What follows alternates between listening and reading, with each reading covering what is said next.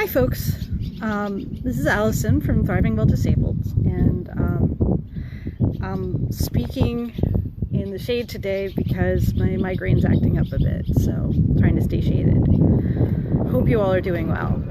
Today I want to talk about ableism, specifically ableism within the disabled community. It's a problem, and it makes sense. There has been and continues to be women who indulge in sexism, minorities who participate in ableism or other things. And the disabled community also has this problem of people with disabilities who view other people, often with different disabilities, but sometimes the same, as other or less because of their disabilities. I want to share a specific incident with you guys and talk to you about how I'm currently dealing with it.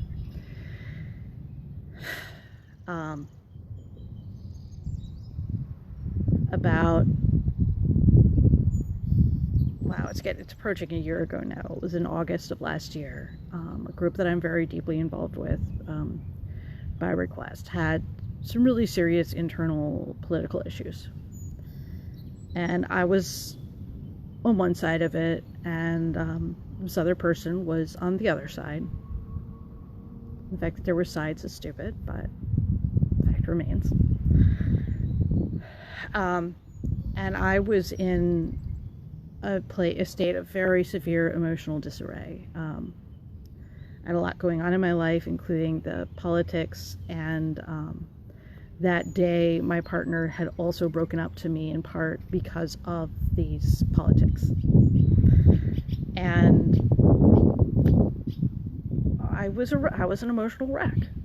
And I went to the meeting because I said I would be there, and I wanted to support my friends who were running the meeting, who were concerned about other people doing inappropriate things, and were trying to keep everything on an even keel. And I went because this was my group of friends, and I wanted to have that comfort as much as I could while I was in such emotional pain. And when I got to the meeting, and the way my functional neurological disorder works is whenever I'm under stress, my symptoms increase. My migraine had actually started that day, and so I had a really severe headache. I was hurt and upset. I was in a space that was also emotionally upsetting, because it had been a space that had felt very safe until all of this had happened. And so I was extremely symptomatic. I was rocking back and forth. My arms were flailing all over the place. I did not have good control over my body. And that was very obvious. Two friends of mine were sitting next to me, one on each side, and both of them were trying really hard to comfort me. And one had her hand rubbing up and down on my back. The other one was, holding they were both holding my hands. I was in this space where they were trying to make me feel as safe as possible, but I was not doing well. And this guy had a friend with him who was pretty involved in the politics and identified himself as being part of a group, BiNet USA, that was behind a lot of the political tension within our group. And BiNet USA is not part of our organization, but the leadership of BiNet USA was leading an attack on one of our members who was in a position of leadership. And so when he identified himself as being from BiNet USA, I lost control, and my legs started pounding on the floor like crazy, and my rocking became even more violent. I had no control over my body, and my expression was pretty extreme. And this guy turned to me and demanded, "Calm down."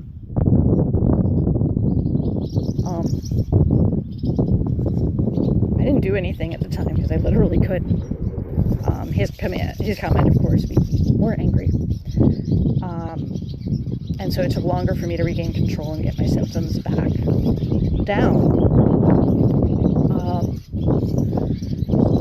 But that was a form of ableism, because he assumed that I was trying to make a scene or something, and was verbally reprimanding me for something that I had absolutely no control over.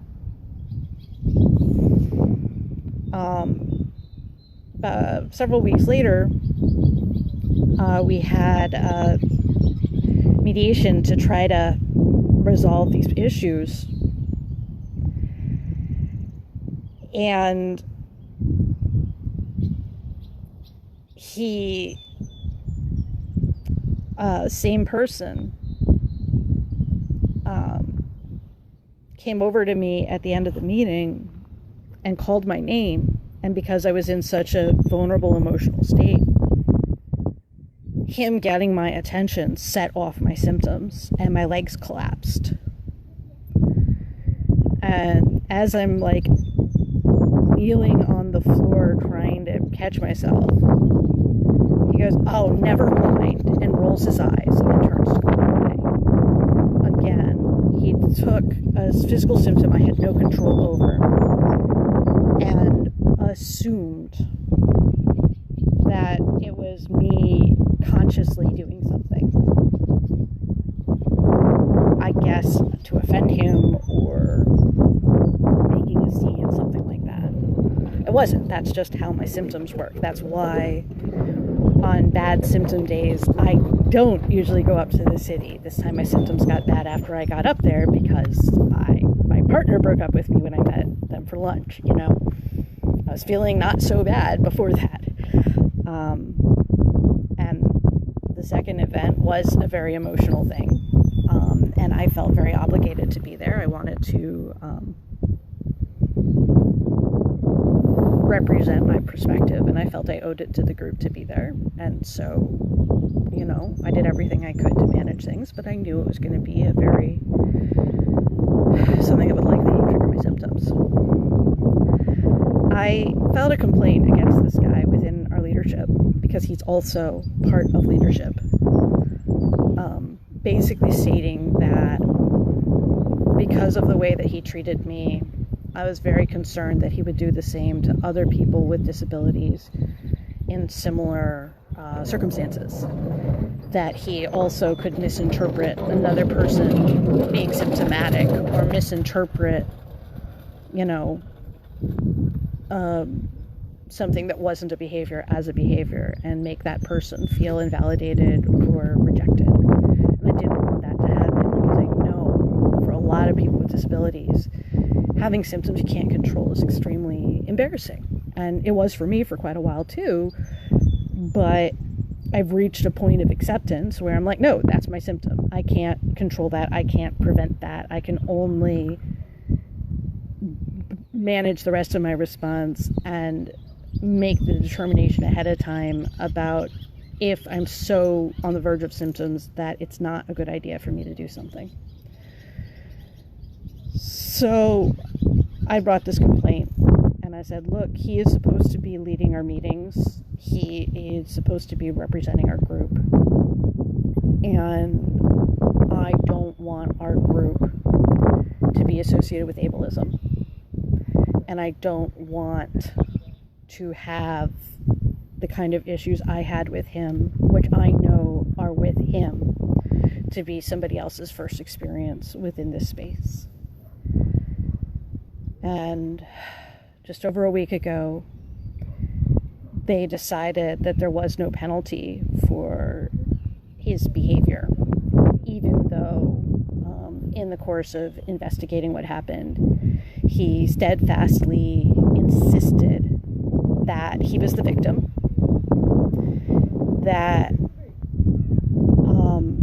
it was because of his own disability, and that he was the one being mistreated through all of this.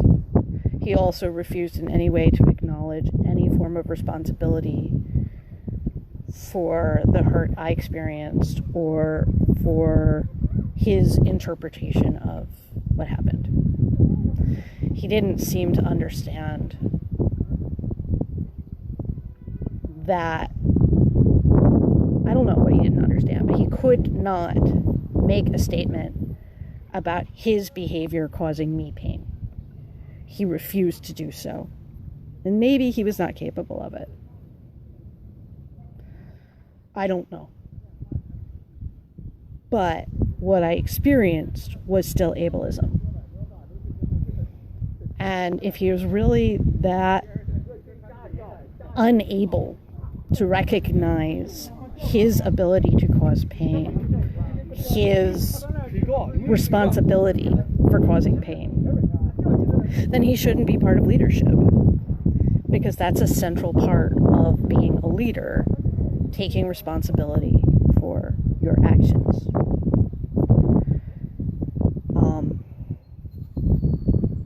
I'm worried about the future of the group. I'm emotionally not feeling safe. I tried to attend a meeting and felt very uncomfortable, so I left. This is a group that's been very important to me for a long time, and I'm very hurt, especially because nobody has reached out to me. Nobody who made that decision has reached out to me in any way, shape, or form.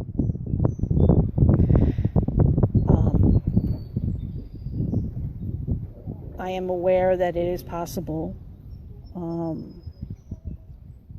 that with an anxiety type disorder, which I believe he has, that you can misinterpret somebody's behavior and misattribute it. But I would think that if you want to improve and heal, you have to be willing and able to listen to what other people tell you and consider other ways of viewing a situation.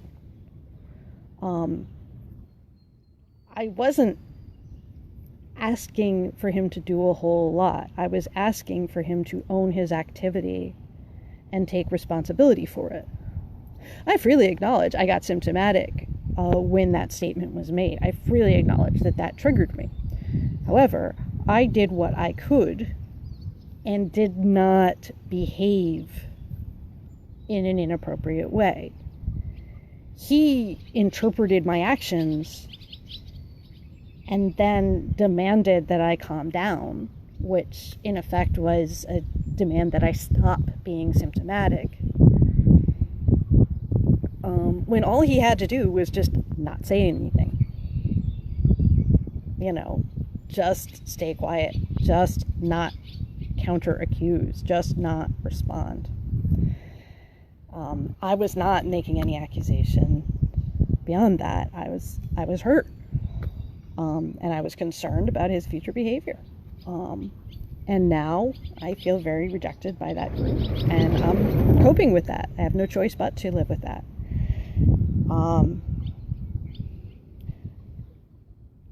I don't want people unfairly penalized for their conditions, but I think people do need to take responsibility for actions they do and to delineate, if necessary, between symptoms and actions, and to acknowledge that even if they weren't intentional, they can still have an effect. I can understand that my symptoms might have made him feel attacked in some way. And I can own that it might have, that even though it was not an intentional behavior, that it could have led to him, triggered off some of his anxiety. However, I did not act with intent. And I would have apologized for that piece if he had taken ownership of his piece. But he did not and has not. And I am still hurting. And I'm concerned for the safety of other people within the group and who may join the group, that if they have symptoms and he is facilitating, that they will in turn be attacked by him and he will refuse to take responsibility. So, sorry it's a little sad today, but that's where I'm at and I'm sharing it with you. I hope you all are doing well, and I've got a post about this, and I want to make it clear, ableism can happen even among people with disabilities, and that's just a lesson we need to learn and something that we need to manage. If you do something that hurts another person, please take responsibility. And if somebody does something that hurts you, it would be better if they took responsibility for their piece, for their actions. Take care, and I want everyone to keep thriving.